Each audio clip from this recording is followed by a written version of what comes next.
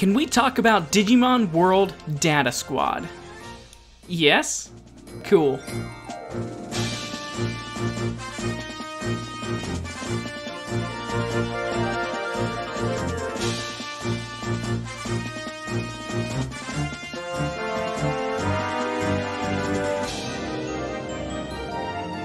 So recently there's been a remake of the Digimon Adventure anime airing on TV, and after watching the first few episodes of it, it kind of put me in a mood to go back and play an old Digimon game that I had played when I was younger. The only question left was, which game do I choose? Obviously I chose Digimon Data Squad, and yes, I hear you asking, if you were feeling nostalgic about the original anime, why not play World 1? And the simple answer is, I don't like that game. I wanted to play a game that the internet could at least figure out how to play. Plus, I still have vivid memories of sitting in my room midday on a spring break, the light buzz of the CRT as I work out how to digivolve into some of my favorite Digimon.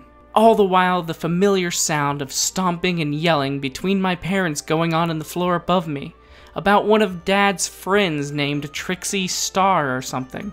Needless to say, I have a lot of fond memories playing Digimon Data Squad, so I had a bit of a smile when I pulled it off the shelf and popped it in to give it another try. Problem is, it's not that good.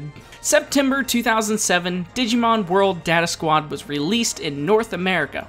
The weird thing about it is, though, it's not actually a part of the Digimon World series.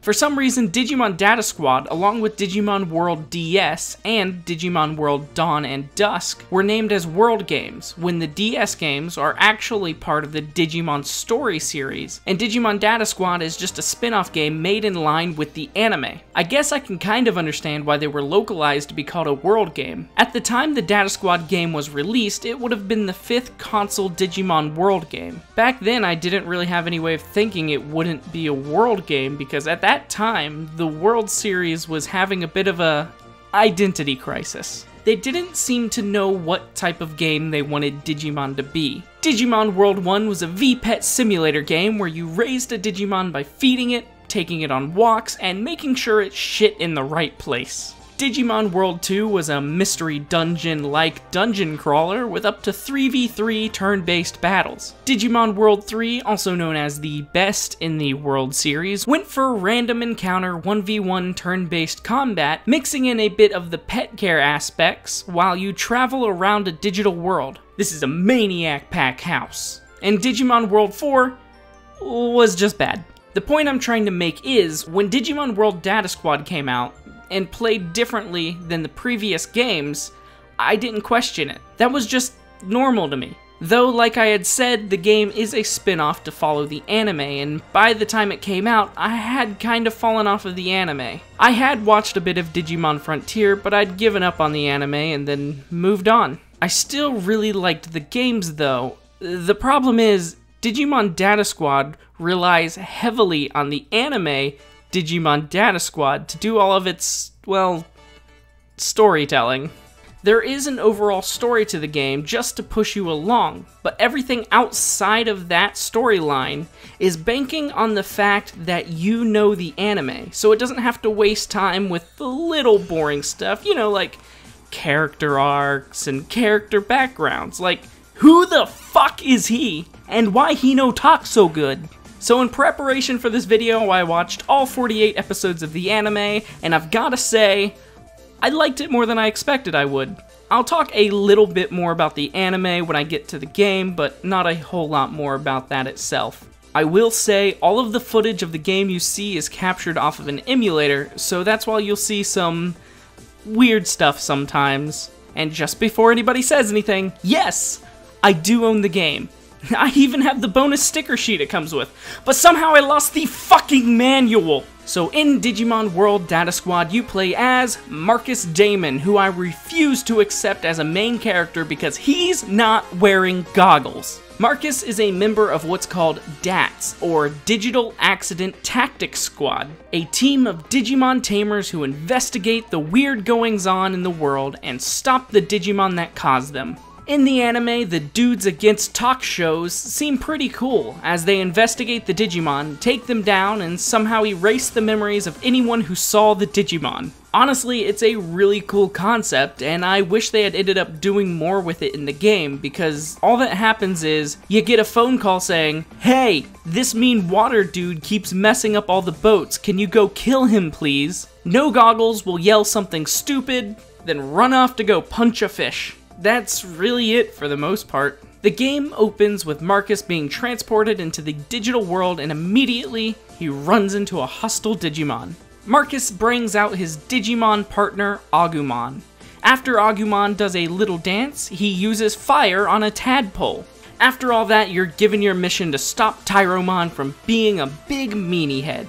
Now look, I've seen that it's like Tylomon, T-Y-L-O-M-O-N, but in the game they spell it with an R, which when you look that up is a whole different Digimon, but I'm just going to go off what the game calls it, because I think there's a few of the names that are actually kind of like in here, but you're gonna have to deal with it, alright? Just fucking deal with it. It's not a great game.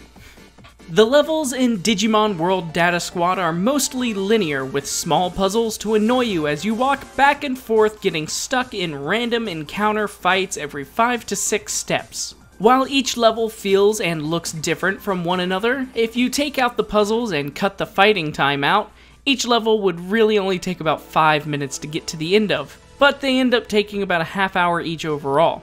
After Agumon digivolves into Geogreymon and turns Tyromon back into a Digi-Egg, which never made sense to me because wasn't the point of them turning the Digimon in the anime into Digi-Eggs to send back to the digital world, but you're already in the digital world, so what's the point of turning it into a Digi-Egg?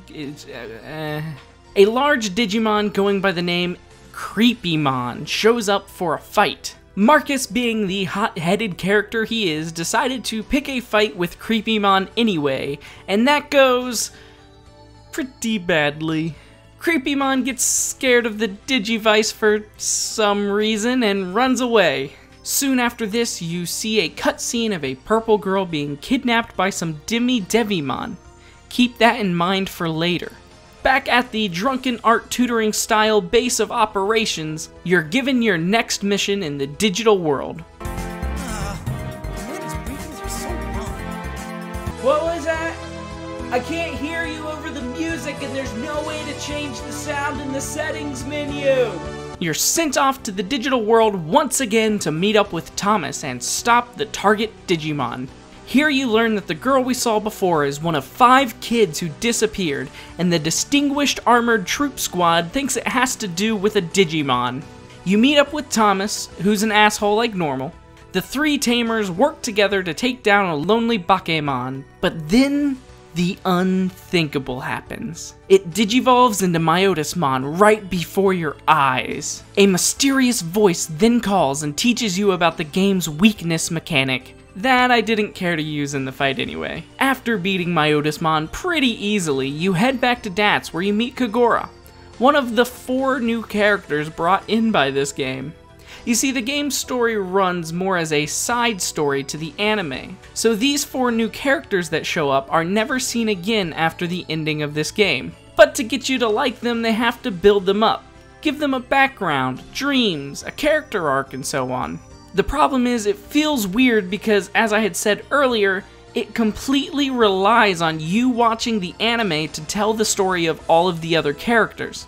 There's no big moment where they all come together using their shared experiences they've all had, forming a bond of friendship so strong that nothing could stop them. Or some other generic bullshit like that. No, Marcus here just goes, "Yeah, I did it all by myself," to "Yeah, we did it together as a team," out of nowhere.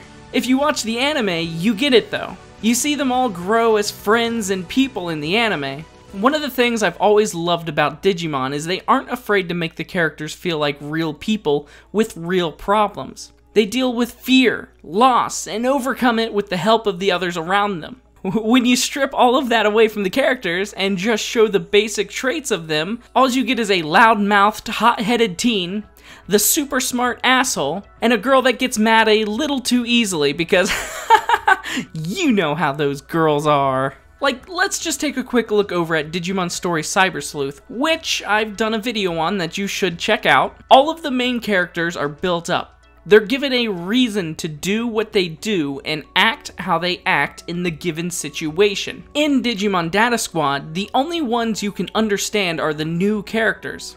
I feel like I'm rambling at this point and you probably already understand what I'm trying to say by now, so we'll just move on. After meeting Kagura, you find that the girl you saw before being taken by the Devimon was his little sister Yuma. So it turns out that the kids who have been taken had been showing some strong emotion of some type that caused them to become one of the Digimon of Sin, also known as the Digimon representation of the 7 deadly sins. I'll let my friend Thomas here tell you what those are if you don't know. I see sloth, greed, lust, envy, gluttony, wrath, pride.